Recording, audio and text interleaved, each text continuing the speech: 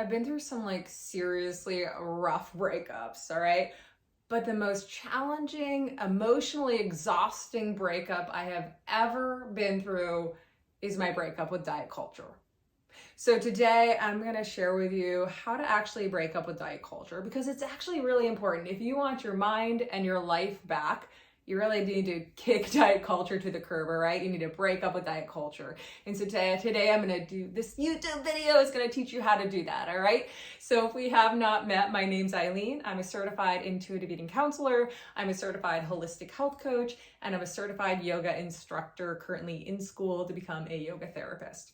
So as someone who was fully ingrained with diet culture, right, on that romantic rendezvous, not really romantic, actually a mental prison, but as someone who is fully ingrained with diet culture and who is now on the other side of that, experiencing peace, ease, and freedom with food in my body, I want to share with you the 4 things that helped me to get to this place. The very first thing I had to do is I had to actually start to recognize diet culture. I had to start to recognize diet culture outside of me, but also inside of me, all right? And it was really important that I did this from a place of non-judgment, that I got just kind of really curious about what is diet culture? How is it showing up outside of me and how is it showing up within me, all right? So I started to really notice that. So if you're unsure of what diet culture is actually a system of beliefs that worships thin above all else, okay? Diet culture equates thinness with moral virtue, all right? Diet culture pushes the lie that as the scale decreases, our value and worth increases. So one example of diet culture outside of us, it could be a cartoon, right? So think about the Little Mermaid, the princess in the Little Mermaid, Ariel, right? She resides in a socially acceptable thin body, but the villain, Ursula, resides in a larger body. This messaging right here from a young age, as we're watching the Little Mermaid, I'm not bashing the Little Mermaid, I'm not, all right? I just want to give this example. We see this in many different things, many different shows, many different cartoons. But in this example, the villain is in the larger body, right? The princess, the good princess, she's in a smaller body. So from a young age, we already start to learn that those in a larger body are not as good, which again is a lie, but it's important to understand and to start to see this messaging. An example of diet culture inside of you would be the way that you think. Okay, so really notice your thoughts. Are you judging yourself based on the size of your body? Are you judging other people based on their size or their body? And I don't want you to like beat yourself up. I don't want you to shame yourself, all right? I want you to approach this from a place of compassion and curiosity, because the truth is, we've all been exposed to diet culture and it does mess with our head, okay? So the best way to break free from this, the best way to break up with diet culture is to be able to approach our thoughts, right? From a place of compassion and kindness and curiosity, and just start to notice them without judging them. And so step number 2 is curate your social media feed to support this new mindset that you want to take on, to support your breakup with diet culture, okay? So if you are just following accounts that show this socially acceptable thin body, like I reside in, okay, I do acknowledge my thin privilege, and I have some information about that on my social media page, Food Freedom Yogi on Instagram.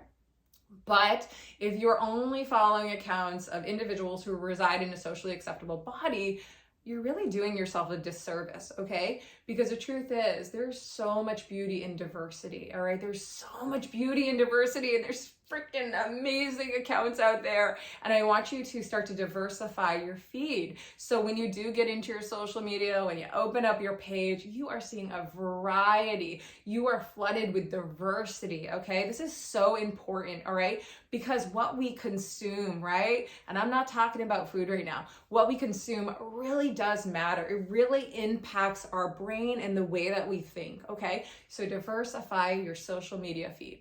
Step number 3, all right? I encourage you to explore intuitive eating. So yes, I'm an intuitive eating counselor. So you're like, hey, Lena, of course you're gonna say that. But it's true, okay? It is so true. Intuitive eating is not a diet, all right? It's not a diet. I like to describe it as a bridge. So if we are rooted in diet culture, right? If we're all mingled up and cuddling close to diet culture, right? And we wanna break up, we need to learn how to do that, all right? So we can get to this place of peace, ease, and freedom of really trusting our body and being in communication with our body. we need some help getting to that place.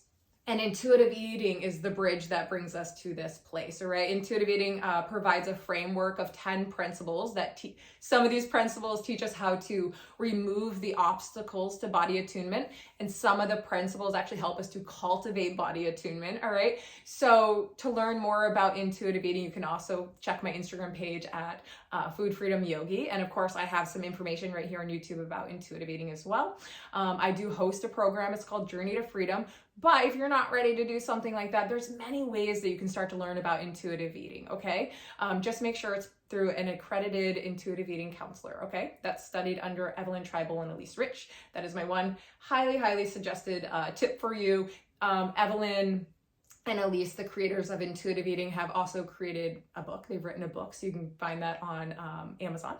But anyways, let's continue. Let's move on to tip number 4. And tip number 4, I want you to start to practice body neutrality. Okay, so here's the truth. It would be nice if we could snap our fingers and we all loved everything about our bodies. But that's not reality. It's not. We can't force love. We can't force it between two people, and we certainly can't force it between us and our body.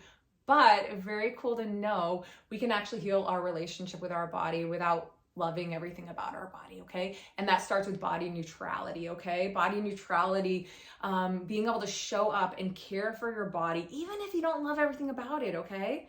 Being able to extend your body compassion, kindness, and being non-judgmental towards your body. Absolutely essential things for healing that are also absolutely possible even if you don't love your body, okay?